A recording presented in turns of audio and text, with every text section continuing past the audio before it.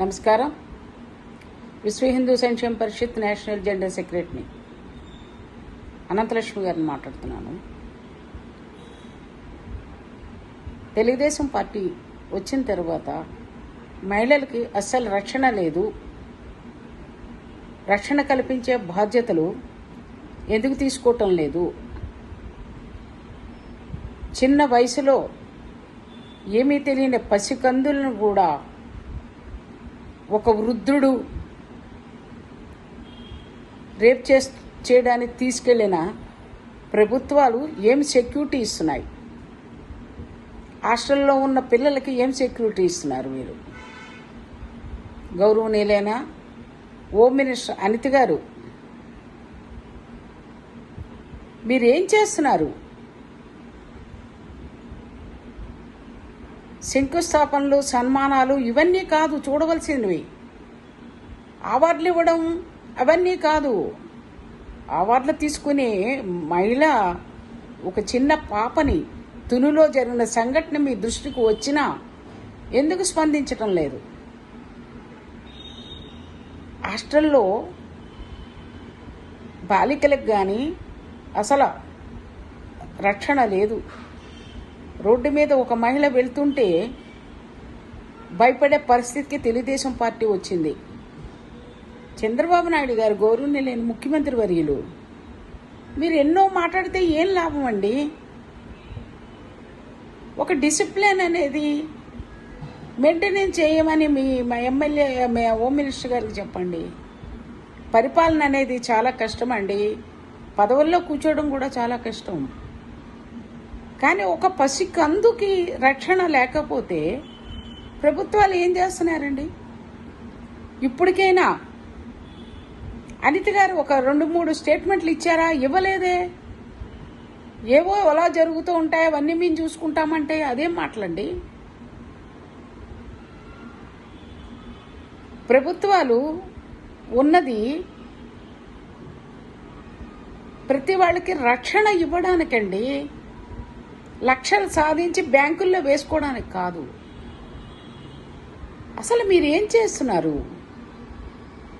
పరిపాలన ఎలా ఉందో అనేది ప్రజలు అప్పుడే గగ్గోలు చేస్తుంటే ఆ పిల్లని ఒక అబ్బాయి చూశాడు కాబట్టి సరిపోయింది. లేకపోతే అమ్మాయి జీవితం ఏమవుతుందండి? అమ్మాయి తల్లిదండ్రులు కడుపు శోకంతో ఎంత ఇబ్బంది పడతారు?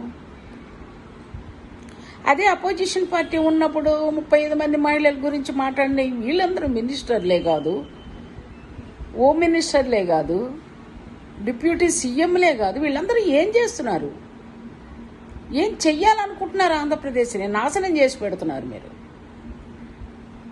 దీనికి వ్యవస్థ అనేది అసలు గమనిస్తున్నారా? మీరు గుర్తిస్తున్నారా? రక్షణ ఉందా అసలు? ఒక పసి పిల్లలకి స్కూల్కి వెళ్ళి చదువుకునే చిన్న పాపలకు కూడా రక్షణ లేకపోతే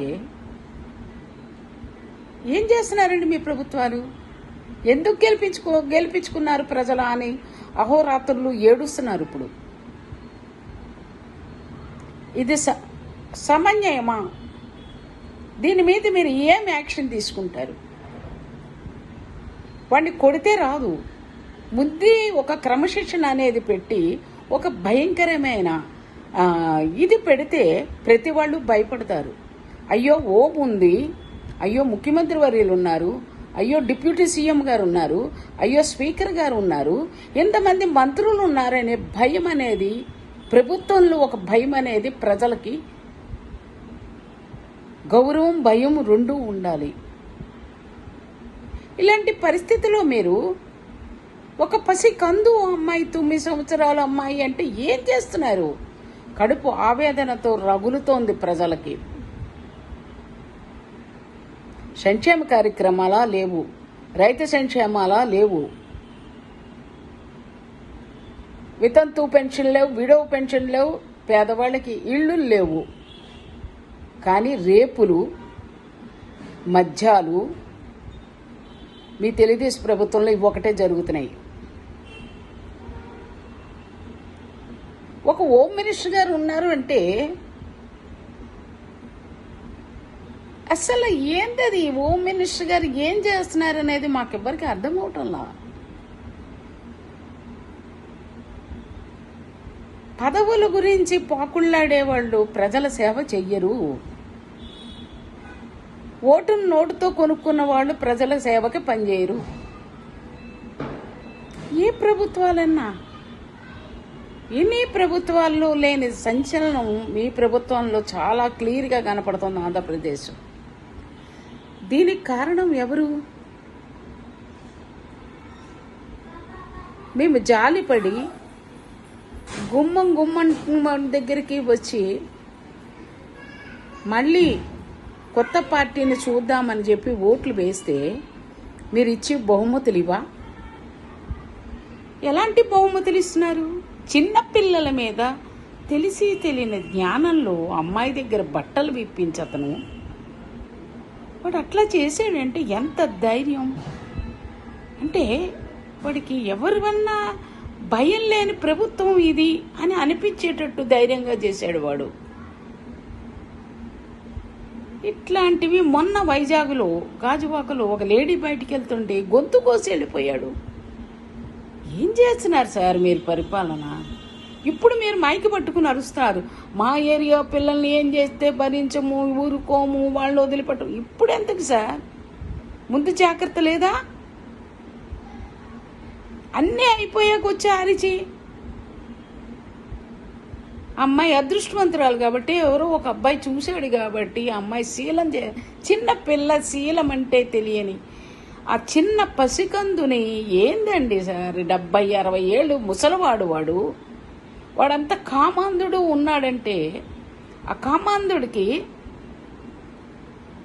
ఎట్లా బుద్ధి చెప్పాలి? భయం లేదు, మీ పరిపాలనలో భయం లేదు.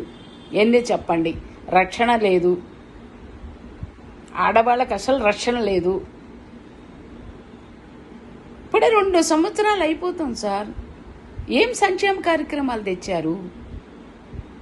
ఏమి ప్రజలకు అందజేశారు? ఏమన్నా ఉన్నాయా అసలు?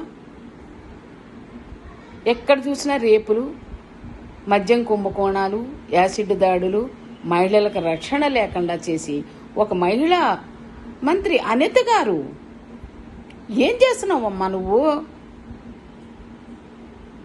ఏం చేస్తున్నావు?